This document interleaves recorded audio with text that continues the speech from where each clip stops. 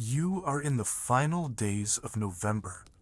Only a few days remain before the valley trails are buried under snow, and the castle's connection to the outside world is severed for months. In this harsh landscape, winter is not merely a seasonal change on a calendar. It is a prolonged isolation and a struggle for survival, during which no outside help, provisions, or news can arrive. Before the first blizzard seals the mountain passes, you must prepare this massive stone stronghold from top to bottom for the winter conditions. The survival of the 150 souls and dozens of animals inside over the next 4 months depends entirely on how disciplined and thorough your preparations are in these fleeting days. Stepping into the courtyard, you see a vast, systematic division of labor running like clockwork. The first and most vital priority is securing the castle's fuel supply. Logs of oak, beech, ash, and hornbeam, felled in the surrounding forests and hauled to the castle in ox carts, are processed swiftly in the yard. The wood species are not chosen at random. Dense hardwoods like oak and beech are specifically favored because they burn slowly, generate intense heat, and hold embers for hours. Split with axes, this firewood is never stacked directly on the stone floor or bare earth. To prevent ground moisture from rotting the wood from beneath, raised wooden platforms made of oak planks are erected. The logs are stacked on these platforms in a herringbone pattern to allow the wind to circulate freely through them. Burning green or unseasoned wood is a grave hazard in the castle. Thick soot and smoke backdrafting from the flues would make enclosed spaces uninhabitable and choke the air. Looking up, you notice young servants working across the rooftops. Using stiff brush brooms tied to long ropes, thorny juniper bundles, and weighted chains, they scour the massive stone chimneys from top to bottom. The thick coats of pitch-black creosote that accumulated along the flue walls over the summer are thoroughly scraped away. In the dead of winter, with the roofs buried under deep snow, extinguishing a chimney fire is nearly impossible. An unchecked spark in the flue could easily ignite the timber roof trusses. To ensure these cleaned hearths never die out, another supply line operates between the rooftops and the cellars. Hundreds of dried peat bricks, cut from the valley bogs at the end of summer, are hauled in sacks and stacked into the stores.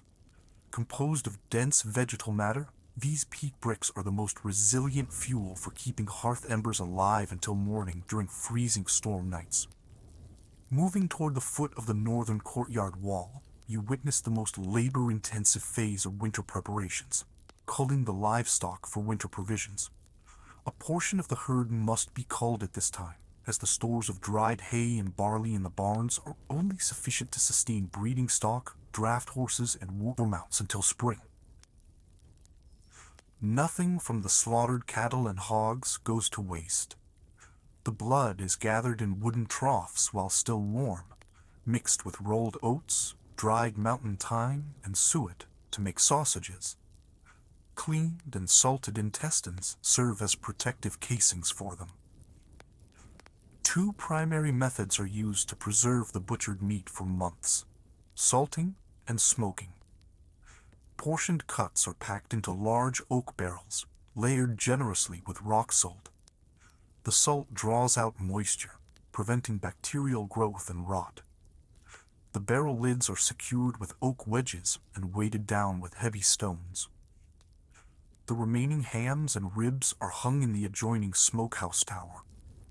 Slowly cured over days in the cool, low-burning smoke of juniper and beech sawdust, the meats develop a dark, protective crust, resistant to damp and mold.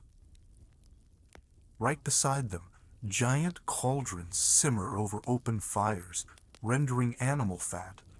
The cleanest, odorless tallow is ladled into earthenware jars for cooking, while the coarser residue is set aside to meet the winter's lighting needs. Daylight is fleeting in the winter months, casting the lower levels of stone masonry into perpetual gloom.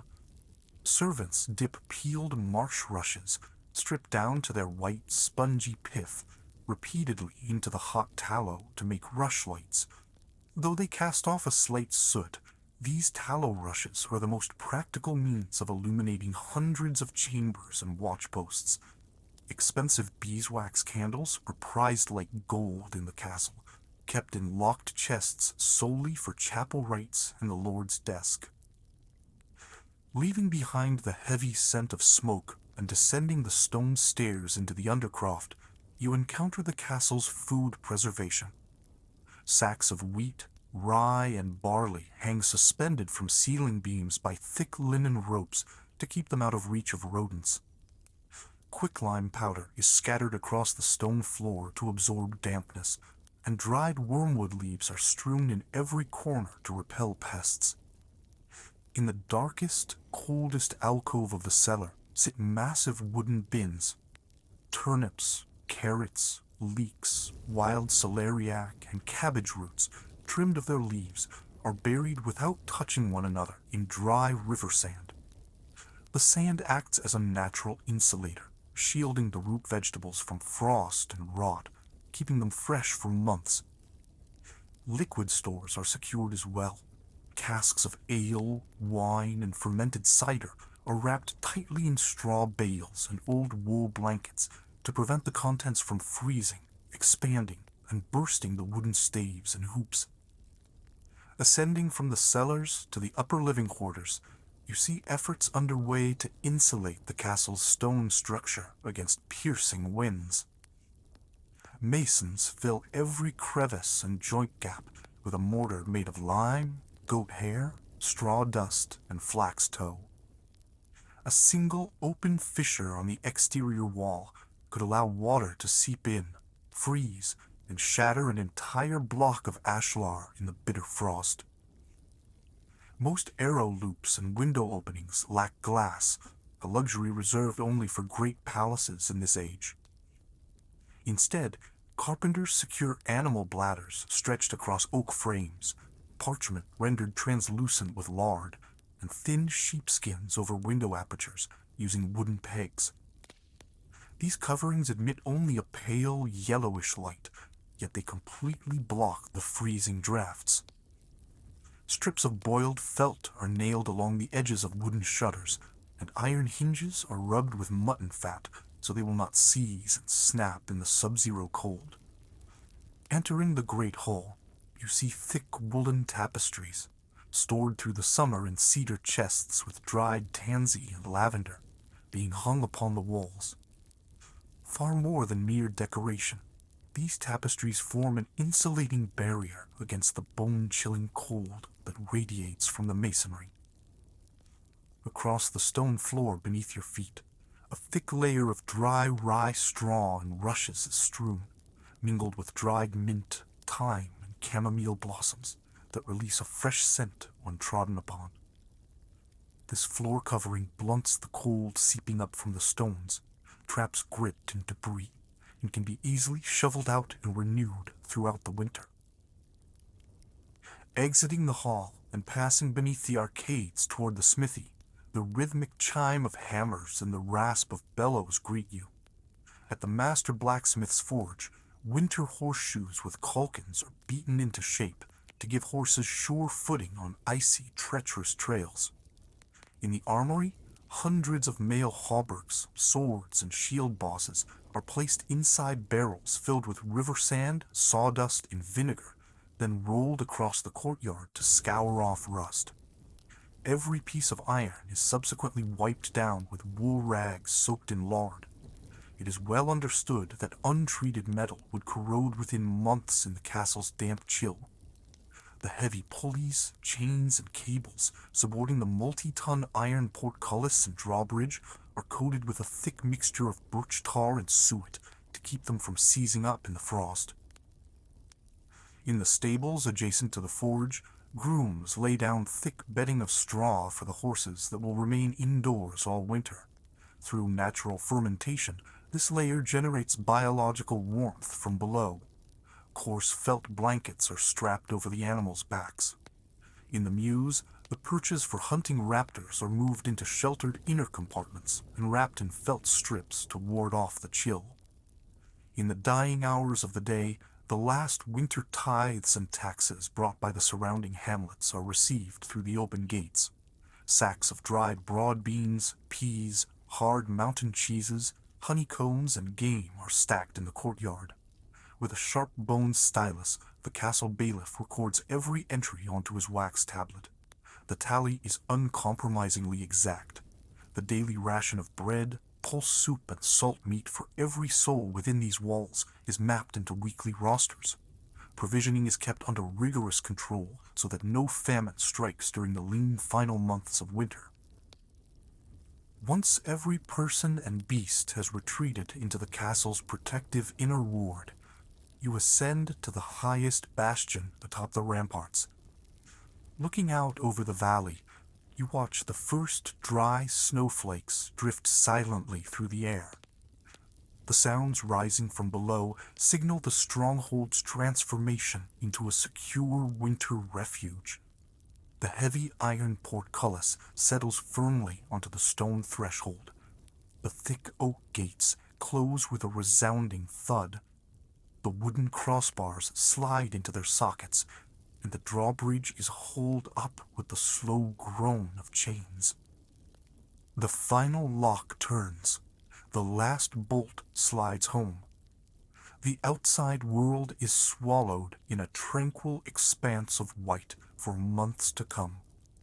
For those sheltered within these stone walls, warmed by their own breath and the heat of the hearths, time slows, space contracts, and with nature's winter slumber, the quiet inward life of the castle begins. The wind that began at midnight gives way toward dawn to a heavy blizzard, softly veiling every contour of the valley. Stepping into the courtyard in the first twilight of morning, you realize that nothing remains of the familiar stone world seen just days before. Snow has drifted shoulder-high against the castle walls, and the embrasures of the battlements are sealed with icicles. Casting your eyes beyond the ramparts toward the vast valley, not the faintest trace of the main trade route or forest trails can be discerned. The passes have closed, the riverbanks have frozen solid, and every physical tie to the surrounding villages has quietly severed. The outside world has fallen completely silent. The castle has turned into a steep, sheltered stone island, rising solitary amid a sea of white silence. This first hard freeze brings with it an urgent situation in the castle's defenses, requiring immediate intervention: the freezing of the moat. The water-filled moat encircling the stronghold is the first line of protection against external threats. Yet in the sub-zero frost, the surface quickly glazes over with a thick, walkable crust of ice. If this ice thickens, the moat ceases to be a barrier and turns into a bridge, allowing easy access right up to the base of the walls. To intervene before it is too late, sentries and laborers under the watch of the guard commander descend to the edge of the moat in heavy boots wrapped in thick wool. Armed with iron picks, crowbars, and sharp pikes, they set about shattering the stubborn ice.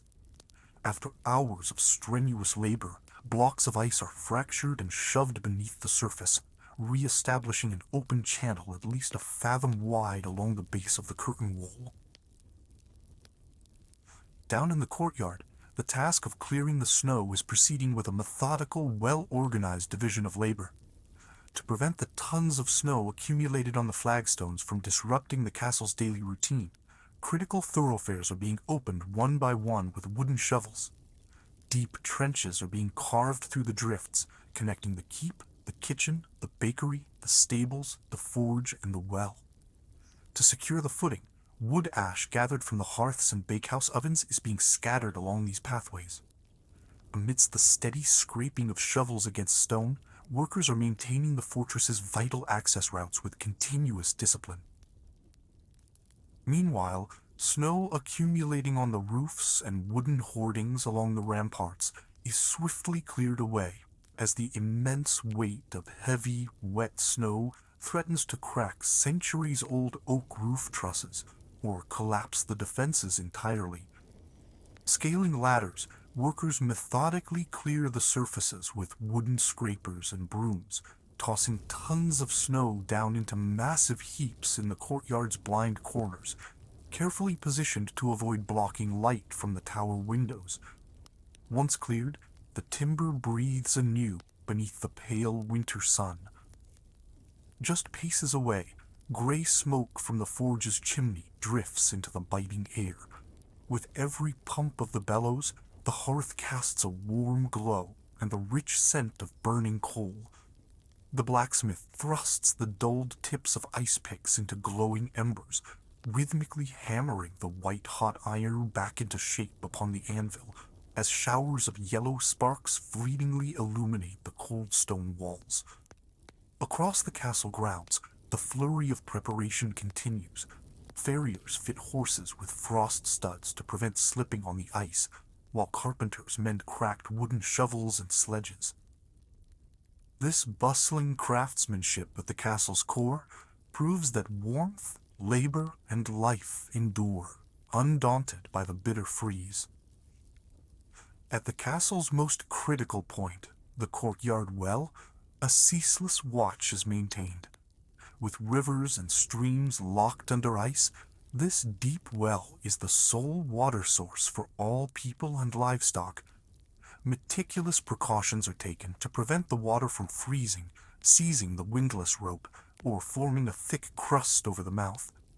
The well is sealed with thick oak lids and heavily insulated beneath straw bales and layers of wool felt. During the dead of night, when the freeze is most severe, iron braziers filled with glowing embers are lowered on chains into the shaft, suspended just above the water level. This maintains a draft of warm air within the well's throat, preventing the surface from icing over. Just past the well, the aroma billowing from the stone bakehouse breathes life into the courtyard. Bakers slide loaves of thick-crusted rye and wheat onto the ember-strewn floor of the oven, using long wooden peels. The scent of freshly baked bread, yeast, and wood smoke creates an almost tangible wave of warmth in the freezing air. In the kitchen's cavernous hearth, great cauldrons simmer. Hearty winter stews of dried greens, barley, bone broth, and root vegetables bubble slowly. Steam rising from the pots turns to mist against the windows, offering the comforting assurance of a safe haven untouched by the bitter frost outside. Descending the stone stairs into the subterranean provision cellars, the biting chill gives way to the natural insulation of earth and stone. This is the castle's lifeline for the months of winter ahead. Bundles of dried thyme, sage, and rosemary hanging from the ceiling lend a refreshing aroma to the air. Arranged side by side, oak casks house dark wines from the autumn harvest, cider vinegars and barley ales. Shelves stacked with salted meats, smoked fish, jars of preserved butter in earthenware, and combs of honey reassure that the stronghold will endure this long siege without want. Bathed in dim lantern light, this quiet underground realm holds an aura of abundance and peace against the storm outside. Climbing to the upper tiers of the keep, behind thick woolen drapes, lies the scriptorium. It is one of the quietest corners of the castle. Logs crackling in the small corner hearth bathe the chamber in a gentle glow. By the flame of a beeswax candle, the scribe carefully records winter inventories and daily tallies onto sheets of parchment. The faint scratch of the quill upon parchment deepens the room's serene silence. Leather-bound manuscripts lining the shelves preserve centuries of lore within these safe stone walls. While the storm exhausts itself against the thick masonry outside, this tranquil study radiates a soothing calm. Stepping out onto the battlements in the afternoon, the icy howl of the wind rings in your ears. Sentry duty along the parapets has transformed entirely in this season. Shifts that normally last several hours have been reduced to 30, at most 45 minutes in this bitter cold. Iron armor absorbs the frost like a sponge, rapidly draining all warmth from the body. Sentries wrap their boots in layers of felt socks, dry straw, and greased leather. No guard mounts watch without a thick wool coif beneath their iron helm. Huddled behind sheltered crenels, guards take turns warming their hands over small iron braziers glowing with coals, watching over the silent valley. Peering through the embrasures into the endless white, the sight of the valley blankets the mind in quiet awe. The deep snow has driven wildlife and wolf packs from the dense woods into the open clearings. As dusk gathers, the flickering glow of torches cast from the parapets catches the gleaming eyes of wolves creeping close to the moat's edges. Yet across this frozen expanse, no movement can hide. The snow exposes the terrain completely. The slightest foreign silhouette approaching across the valley stands out immediately, like a black speck upon a white canvas from miles away. The fortress's thick stones cradle all within in unyielding security amidst the untamed wilderness. Down at the gatehouse towers, the mechanism of the massive iron portcullis is kept under constant guard against the freeze. To prevent meltwater from freezing in the vertical stone grooves and locking the grate in place, the gatekeepers regularly scour the channels with hot lye water and coat them in thick tallow. The heavy, tarred chains of the drawbridge are loosened and flexed daily with levers so they do not grow brittle and snap in the extreme cold. Every hinge, pulley, and chain link is meticulously tended to withstand the biting winter. As the winter sun withdraws its pale rays around 3 o'clock, dusk settles over the fortress. Activity in the courtyard gradually ebbs. Barring urgent duty, no one ventures out. All inhabitants retreat behind the thick masonry of the keep into the warmth of the great hall and quarters. Around the great hearth, fed by massive oak logs in the great hall, people gather. Wrapped in thick wool blankets, sipping hot broth and spiced cider, they cast off the day's weariness. Outside, the gale softens into a low drone as it filters through the embrasures. The quiet tapping of wind against wooden shutters blends harmoniously with the hearth fire within. No sound, no tidings from the outside world can breach these ramparts.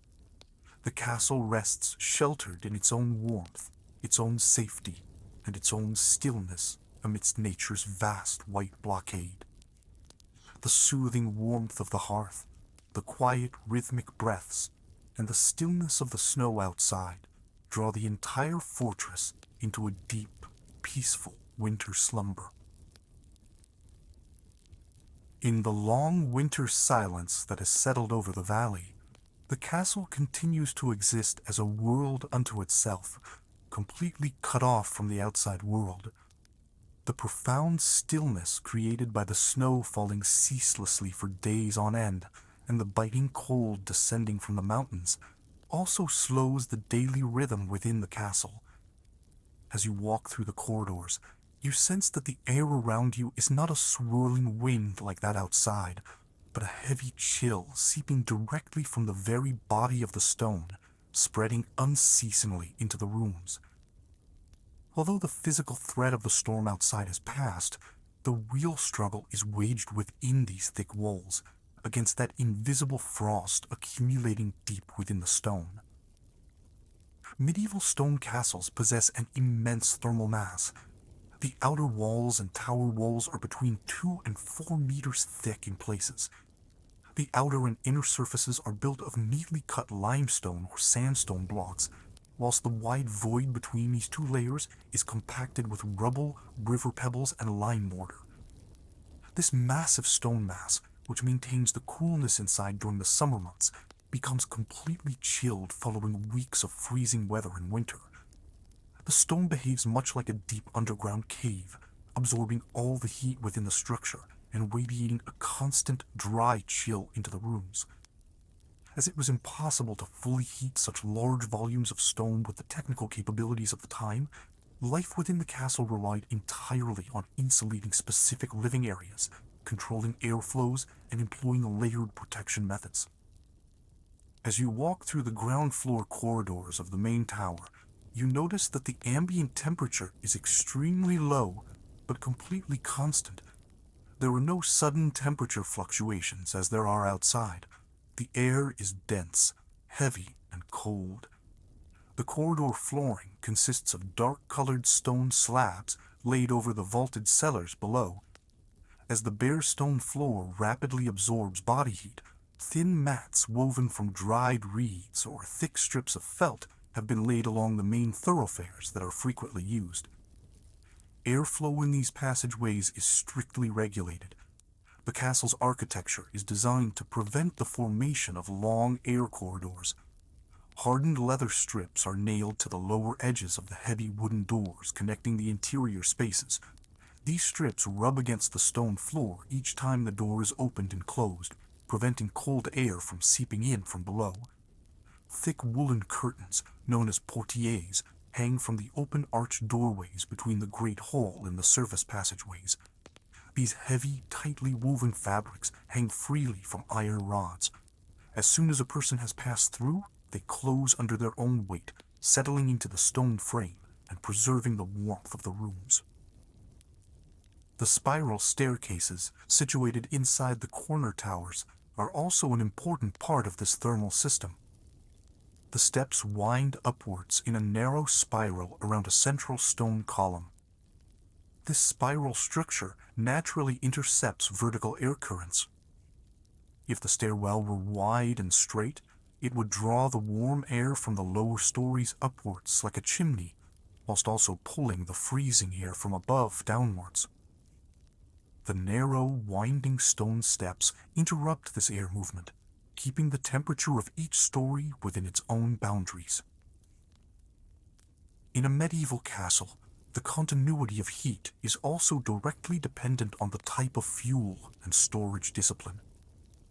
In the dry sections of the cellars, there were separate stocks of different fuels, allocated according to the needs of each room. Only hardwood that has been seasoned for at least 2 years is used for the large hall fireplaces. Oak, beech, ash, and hornbeam are the most valuable winter fuels. These trees are cut and split in advance, then left to dry under well-ventilated shelters until the moisture content falls below 20%. A thoroughly dried oak log burns slowly and steadily in the fireplace. It produces a high temperature and forms a dense layer of embers that lasts for hours without going out. Burning green or softwood in the great hall fireplaces is strictly forbidden. In smaller, enclosed rooms, however, charcoal is the preferred choice. Produced by charcoal burners in the forest in pits covered with earth and cooked in an oxygen-free environment, this charcoal is pure carbon, completely free of moisture and resin. Charcoal burns without a flame and produces neither smoke nor soot. Thanks to this characteristic, it can be used safely in small spaces without a flue, in offices, and in portable braziers in private rooms. In areas where wood is scarce, or in auxiliary fireplaces, blocks of peat, extracted from marshes and dried, are used instead. Although peat burns slowly and leaves behind a thick layer of ash, it is ideal for keeping the embers in the hearth alight throughout the night. Upon entering the grand hall, you will encounter a heating system designed to suit the scale of the space. The primitive open hearths of earlier times, which were lit right in the center of the hall and vented through a hole in the ceiling, have in this period been replaced by large stone fireplaces integrated directly into the outer wall. The fireplace in the hall features a stone arch wide enough for 2 people to stand comfortably beneath. The fire is not lit directly on the floor stones, The logs are placed on wrought iron stands known as fire dogs or hearth irons. The iron stands raise the logs a few fingers' width off the floor. This allows a constant flow of fresh air to pass beneath the logs. This underdraft system delivers the oxygen required for combustion directly to the base of the flame, preventing the logs from producing smoke and ensuring complete combustion. There is a thick cast iron plate resting against the stone wall at the back of the fireplace. This cast iron plate is the most important component for increasing the fireplace's efficiency. If the fire comes into direct contact with the stone wall, a large proportion of the heat is absorbed by the stones in the outer wall and conducted outwards. The cast iron plate, however, absorbs the heat from the flames, becomes red hot, and reflects this heat directly back into the room, towards the floor. The wide stone hood above the fireplace collects the rising smoke and directs it into the vertical flue, which rises smoothly. The gentle draft created by the hot air rising through the flue draws the cold air in the room from the lower levels towards the fireplace, whilst the heated air rises towards the ceiling, creating a slow air circulation within the room. To prevent the heat radiated by the fireplace from being rapidly absorbed by the living room's cold stone walls, the surfaces are covered with textiles. Heavy woolen wall hangings and woven fabrics are hung on the stone walls facing the exterior, secured to wooden battens near the ceiling. These fabrics are not fully affixed to the wall. A gap several fingers wide is left between the stone surface and the fabric. The layer of still air trapped within this gap acts as a natural insulator. The freezing radiant cold emitted by the stone cannot penetrate this air cushion. Thus, the warm air inside the room is prevented from coming into contact with the wall surface and cooling down suddenly. Window openings are also protected by a double layer during the winter months. During the day, frames made of parchment or sheepskin, stretched over oak frames and made transparent with tallow, are used. These materials block the wind from entering, whilst allowing a soft, diffused daylight to filter through. As evening falls, thick oak shutters are closed. Strips of boiled felt pulled tight along the edges of the shutters prevent air leakage, and these wooden shutters, locked with iron bolts, trap the still air within the window recess, preventing the cold from entering. On the floor, a layer of dry reeds, rye straw, and marsh grasses, 4 to 6 fingers thick, is spread over the stone slabs. This thick layer prevents direct contact between the feet and the stone, thereby preventing heat loss through conduction. Mixed in with the straw are mint, lavender, chamomile, and sweet meadow grasses, gathered and dried during the summer months. As people walk through the hall, these dry plants are crushed, releasing a subtle fragrance that refreshes the air in the space, which remains closed for months on end. Daily life in the hall follows a natural hierarchy shaped by the distribution of heat. In the most sheltered part of the room, away from the entrance doors and raised within the radiant zone of the fireplace, stands a wooden platform. This platform raises the lord of the castle's table approximately 20 centimeters above the stone floor. Thus, the table remains entirely above the cold air currents moving at floor level. Behind the high-backed chair where the lord sits is a wooden screen that blocks any drafts coming from the doors. For the soldiers, servants, and officials seated at the long tables in the hall, the temperature is lower, but thanks to the shared space and the hearth, there is no risk of freezing. Hunting dogs curl up to sleep in thick piles of straw right at the edge of the warm bed of embers in front of the fireplace. The guards and craftsmen, seated in the rows illuminated by the hearth light, are engaged in the calm, low-movement tasks required by winter.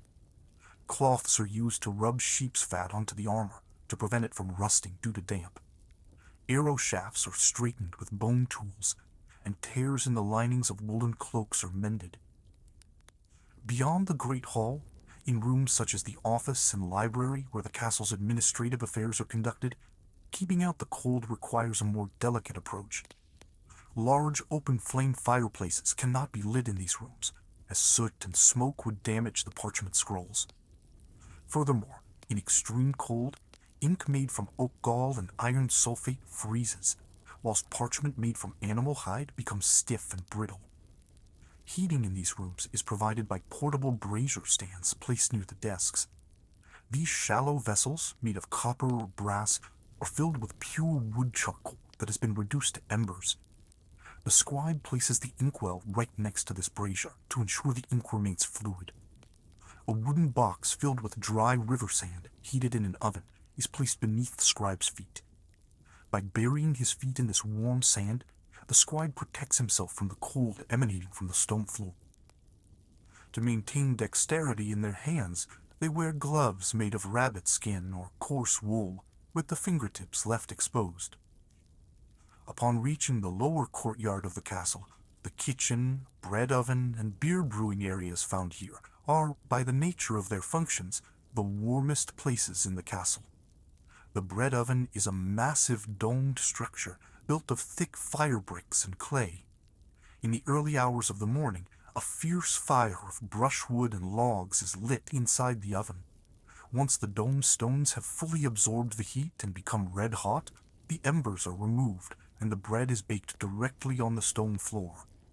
The oven's stone mass slowly radiates the heat it has accumulated throughout the day into the room.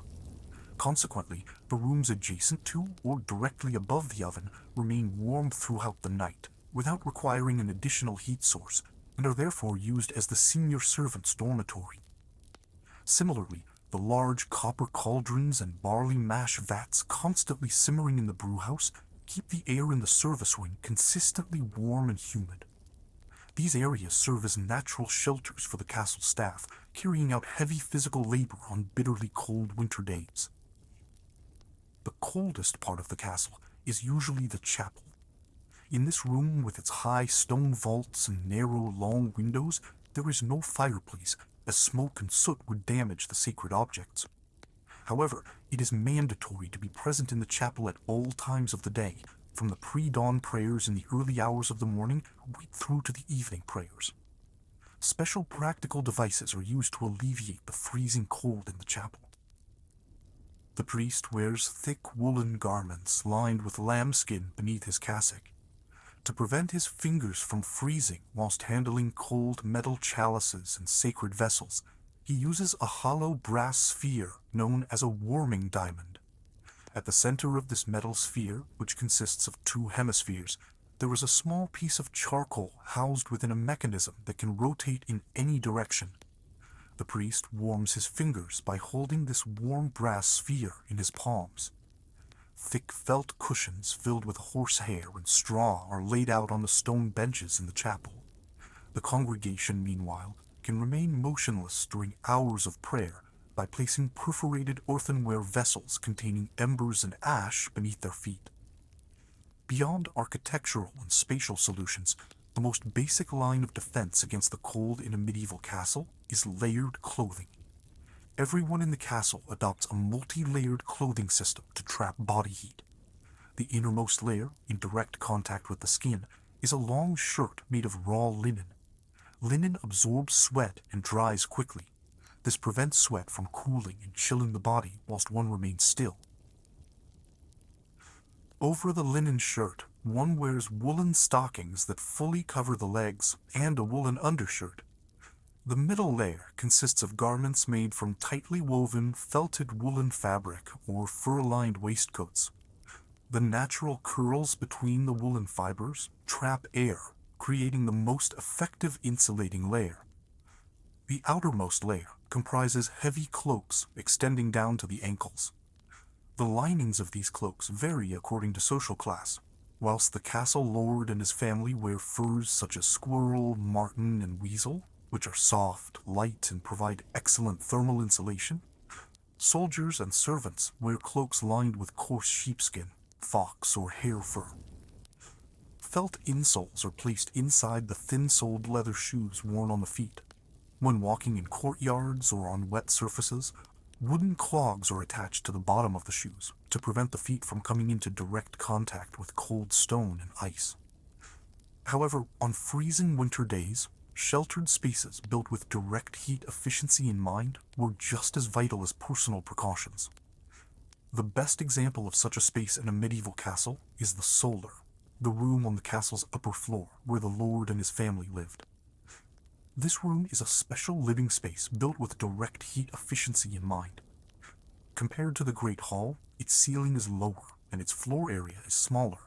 This allows it to heat up quickly with a small amount of fuel. The floor of the room is not made of stone, but is covered with interlocking oak planks. Thick wool rugs laid over the wooden flooring completely block any drafts from below. In the center of the room stands a four-legged iron brazier set atop ceramic tiles. High-quality charcoal burning in this brazier radiates a smoke-free, steady warmth throughout the room. Dried lavender and rosemary leaves are placed on the perforated brass lid covering the brazier. As the heat rises, a clean fragrance fills the room. In the corner of the room stands a large, four-legged walnut bed with a wooden canopy. This bed is not merely a piece of furniture, but an independent, insulated cell that creates a separate space within the room. Thick woolen curtains hang down from the wooden ceiling frame above the bed. When these curtains are fully closed at night, an isolated air volume of several cubic meters forms inside. The body heat of the person lying in bed warms this small space within minutes and completely shields it from cold air currents that might otherwise circulate throughout the room during the night. Generally, the bedding is arranged in layers. At the bottom is a grid of thick hemp ropes stretched across the wooden frame. On top of this lies a firm lower mattress filled with straw and horsehair. On top of that lies a soft main mattress filled with goose down. This layer wraps around the body, blocking the cold coming from below. Several layers of heavy woolen blankets are draped over the linen sheets. At the very top is a heavy quilt filled with wool and covered with fur. Before the lord goes to sleep, a servant brings a brass bed warmer with a long wooden handle. Flat river stones, heated on the stove, are placed inside the warmer. This warmer is gently moved between the sheets to completely dry any moisture that has accumulated on the fabric, preparing the bed for sleep. A refined beeswax candle burning on the table casts a steady, calm yellow light into the room, without emitting any scent or soot, unlike the coarse tallow lamps. As the warmed bed invites a deep sleep, the bronze bell in the courtyard tower rings in the late hours of the night, signaling to the castle that it is time to extinguish the fires. Leaving an uncontrolled open fire in a castle with a wooden roof and wooden floors could lead to a major disaster. The stoker in the great hall uses a large iron shovel to gather the oak logs and embers from the fireplace and pile them in the center of the hearth. He spreads a thin layer of dry ash, taken from the edge of the hearth, over the embers. Then he covers the pile of embers with a dome-shaped brass lid. Small air holes around the edge of the lid restrict the flow of oxygen. This prevents the embers from reigniting or sending sparks flying, yet keeps the heat at the core of the oak coals alive until morning. At dawn, when the lid is lifted and the ashes swept away, dry birch bark is placed on the glowing embers, and the fire reignites within a few seconds. However, until the new day arrives with the dawn, the castle remains completely sealed off against the freezing darkness of the night. The lids of the braziers in the private chambers are closed, the oil lamps in the corridors are extinguished, and the thick doors are locked. Outside, the freezing winter storm lashes against the castle walls, completely freezing the valley, while inside, thanks to layers of stone, woolen curtains, dry reeds, and the embers smoldering beneath the ashes, the castle sinks into a safe, quiet, and sheltered winter slumber.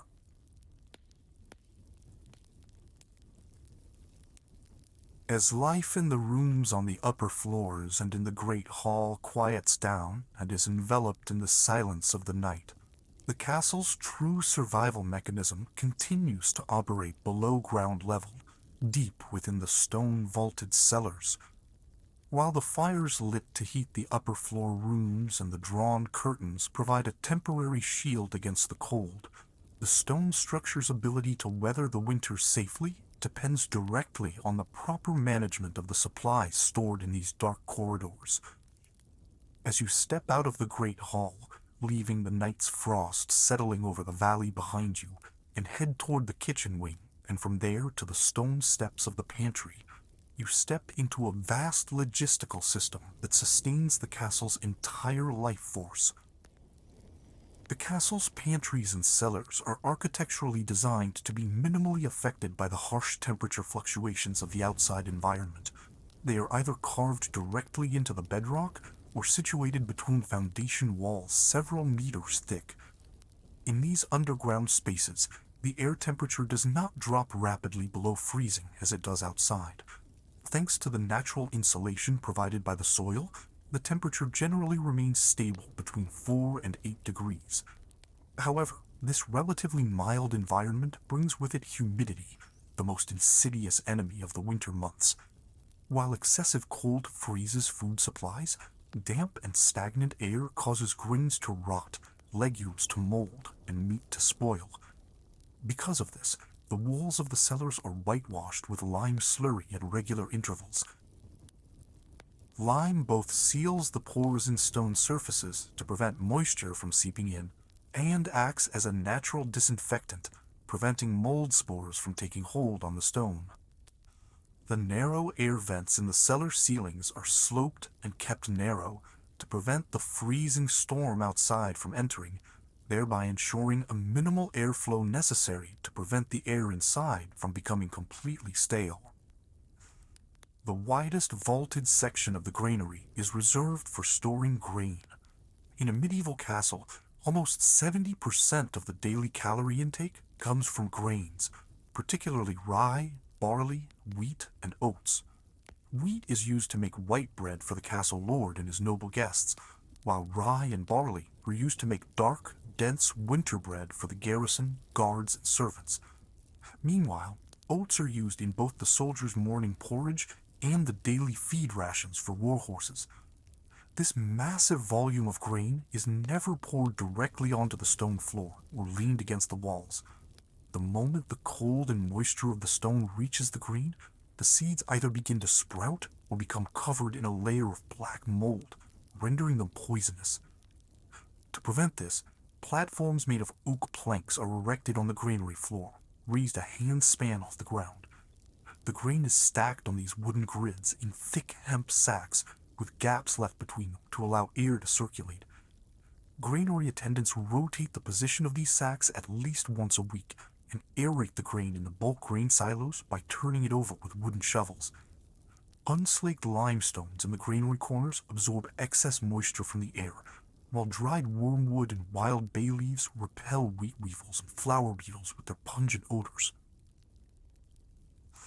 The dry storage area next to the grain silo contains stocks of legumes. Dried peas, fava beans, and lentils are the garrison's main source of protein during the winter months when meat is scarce. Before winter sets in, the peas and fava beans are roasted in the dying embers of stone ovens to remove any remaining moisture, and then packed into cloth sacks. These legumes form the basis of the thick porridges and soups that are boiled daily in large cauldrons in the kitchen throughout the winter. The sacks of legumes are hung from iron hooks on the ceiling, as even the smallest rodent could ruin dozens of kilograms of legumes in just a few days by roaming the floor. In the cooler, dimly lit northern wing of the pantry, root vegetables are stored in designated sections. Turnips, wild carrots, leeks, celeriac, and hard winter cabbages are the only sources of fresh vitamin C and fiber in the castle. Leaving these vegetables out in the open causes them to wither and dry out within a few weeks, or to rot due to the dampness of the pantry. And so, cellar masters fill large wooden crates with fine river sand, which is brought from riverbeds and dried in ovens. Freshly harvested vegetables are buried in this dry sand at intervals to prevent them from touching one another, after their leaves have been trimmed so that they do not lie too close to the stems. The sand completely cuts off the vegetable's contact with air, regulates the external temperature, and helps the vegetables retain their natural juices. A turnip removed from the sand crate in mid-January is as fresh and firm as one that has just been harvested from the field. On the shelves opposite the sandboxes are autumn fruits. Winter apples and rough pears are arranged individually on wooden grids covered with dry rye straw so that they do not touch each other. The storekeeper must check the fruit regularly, as a single rotten apple can cause the entire shelf to spoil within a few days due to the gases it releases. As well as being eaten straight away, these fruits are used to flavor meat dishes, make tangy sauces, and add variety to the monotonous winter diet. Beneath the fruit shelves are jars filled with vinegar, honey pots, and ground mustard seeds. Beyond being the castle's sole sweetener, honey is a valuable antiseptic used to treat burns and winter wounds. Upon entering the meat cellar, the most secure section of the pantry, the scent changes completely. The dry, herbal scent gives way to an intense aroma of rock salt, dried hide, and smoked juniper. This is the castle's winter protein storehouse. Inside the hundreds of liter-sized oak barrels that line the walls, meat from animals slaughtered in November rests in a brine solution. To keep the meat safe, the salt concentration in the brine must be kept at the right level. The salt concentration of the brine can be tested by placing a raw egg or a fresh potato in it. If it floats on the surface, the brine is too dilute. If the salt concentration is too low, the meat spoils. Conversely, if it is oversalted, the meat becomes rock hard and so bitter that it is inedible even after being soaked in water for days prior to cooking. Hundreds of kilograms of smoked pork legs, fatty pastrami, mutton, and winter sausage links hang from the thick beams on the ceiling. Because this meat is dried for days in the low-smoke environment of oak and juniper sawdust in smoking chambers, a dark-colored, hard crust forms on its surface that prevents bacteria and flies from settling on it. These meats are not sliced and eaten directly. Before being used in the kitchen, they are boiled in hot water for hours to rinse off the excess salt and the dried crust. Right next to the meat cellar are the fish stocks that must be consumed in winter according to religious rules. In the medieval calendar, it is not only during Great Lent, but also on Wednesdays, Fridays, and Saturdays of every week, as well as the eves of all religious holidays, that eating meat is prohibited as days of fasting. This means that nearly half of the winter season is spent eating fish. Since finding fresh fish in the castle is impossible during these days when the rivers and moats are frozen, the staple food consists of dried and salted fish. Barrels of herring brought from the northern seas, salted herring, and especially bales of dried cod, known as stockfish, are stacked in this section. Cod, dried unsalted in the freezing winds along the northern coasts, has a texture as hard as wood. Preparing this fish for cooking is a process in itself. Chefs break down the cod's fibers by pounding it with wooden mallets on a stone floor 2 days before cooking, then soften it by soaking it for hours in alkaline lye water and then in clean spring water. After leaving the kitchen, where these laborious preparations take place, and passing by the meat and fish cellars, you reach the barrel room, where beverages are stored. Here you will find a long vault lined with massive oak beer and wine barrels. In a medieval castle, water is not consumed as the primary beverage due to freezing rivers in the winter, the risk of contaminated wells, and the difficulty of keeping them clean. Instead, everyone, from the nobility to the lowest-ranking stable hand, meets their daily fluid needs with beer and wine. The beer consumed in the castle differs from today's high-alcohol beverages. Known as light beer, this low-alcohol drink is produced by boiling barley and oat malt. It serves as a nutritious, germ-free daily beverage, essentially liquid bread. An adult castle guard consumes 1 to 2 liters of this light beer daily to make up for the energy deficit under harsh winter conditions. Wine, on the other hand, is reserved for higher status tables. Red and white wines from Bordeaux or local vineyards are aged in large barrels. The greatest risk in the barrel cellar, where this precious stock is stored, is that the beverages will freeze in the deep winter cold. When the water in the beer and wine begins to freeze, its volume expands. This can strain the iron hoops of the oak barrels and cause the wooden staves to burst. The result is the entire winter beverage reserve spilling onto the cellar floor and being wasted. To prevent this, the barrel room doors are sealed with thick felt coverings, and the spaces between the barrels are filled with dry bales of straw and woolen blankets. On days when the weather gets extremely cold, a small amount of charcoal is burned in the small braziers placed on the stone pedestal in the center of the cellar, which reliably prevents the temperature from dropping below freezing. To prevent the wine's acidity from deteriorating, the wooden stoppers on the barrels are sealed airtight with a mixture of melted beeswax and tallow. Upon leaving this cool, dimly lit cellar and passing through the service corridor, you reach the castle's busiest, warmest, and most smoke-filled center, the kitchen building. The castle kitchen is typically constructed as a separate structure outside the main tower, separated by thick stone arches as a precaution against potential fire hazards. In the center of the kitchen are several massive open hearths. These hearths never go out, burning from the early hours of the day until midnight. Suspended above the hearths, from the iron beams of the ceiling via heavy chains and adjustable iron hooks called trammels, hang massive cast iron and copper cauldrons. The gear mechanism of these hooks allows the cook to move the cauldron closer to the fire, or pull it upward to reduce the heat. In this kitchen, a thick grain and vegetable stew called pottage, the staple dish of the winter months, is cooked. Early in the morning, rye flour, dried peas, turnip slices, wild greens, onions, and pieces of salted meat are added to the water poured into the cauldron. This mixture simmers slowly over low heat throughout the day, thickening and becoming richer in consistency. Pottage is not only a filling meal, but also the most practical way to soften dry and salty foods, which are difficult to digest in winter, and to concentrate all their nutritional value into a single pot.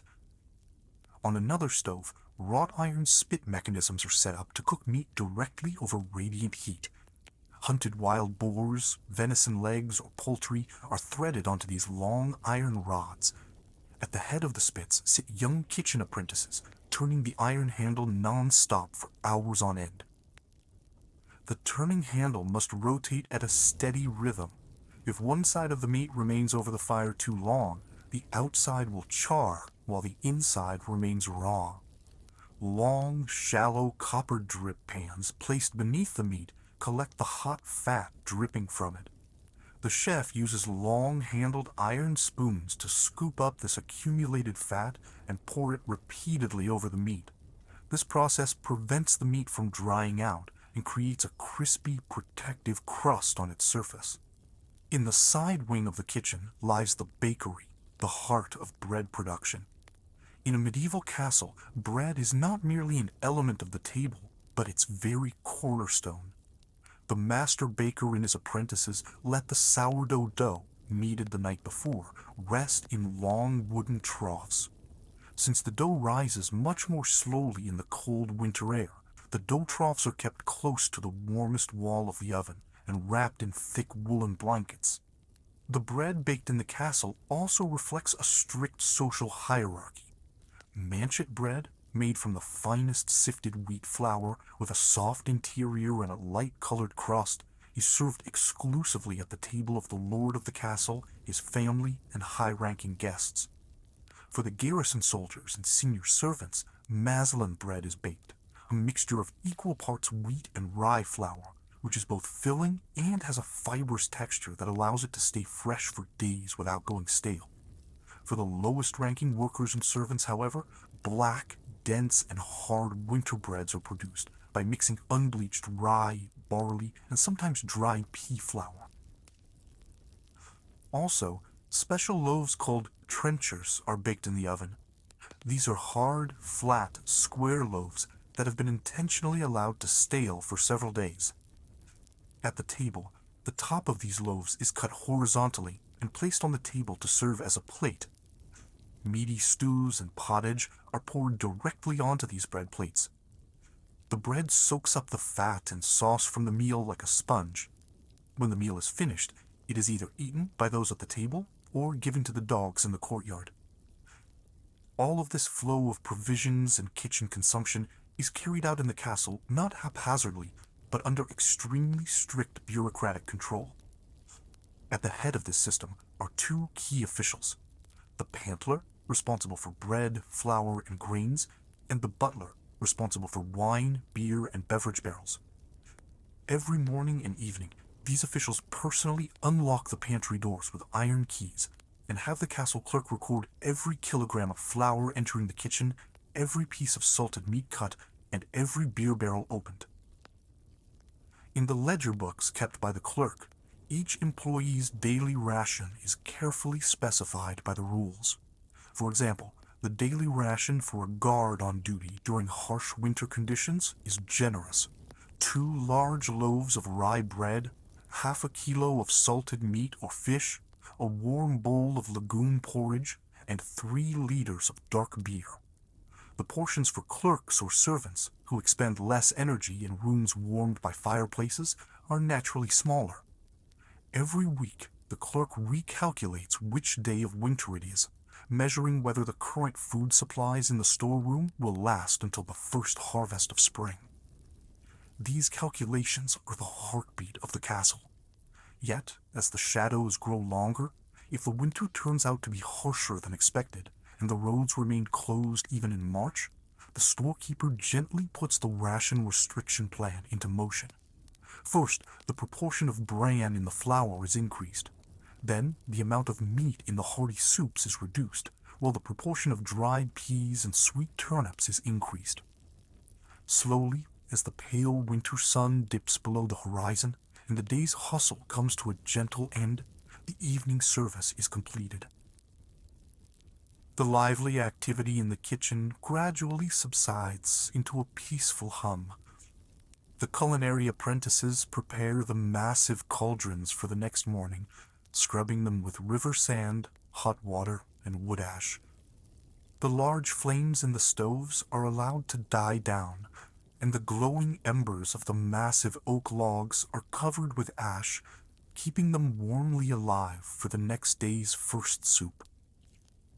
With the warmth of the hearth now settling into a soft, ashen glow, the journey continues down the quiet, stone-paved corridors. Stepping away from the kitchen, you reach the heavy oak door of the pantry, just as the attendant is securing the massive iron padlock in place. A soft clink echoes as the key is attached to a leather loop on the head pantryman's belt. One by one, the few tallow candles on the stone stairs are extinguished. In the cool, damp darkness of the storerooms, scented gently with salt and aged grain, the provisions are left to rest in silence. And while outside, the winter wind howls its familiar song over the valley, the cellars beneath these thick stone walls continue to fulfill their duty flawlessly, serving as the quietest, safest, and most secure refuge, holding the castle in a peaceful slumber until spring.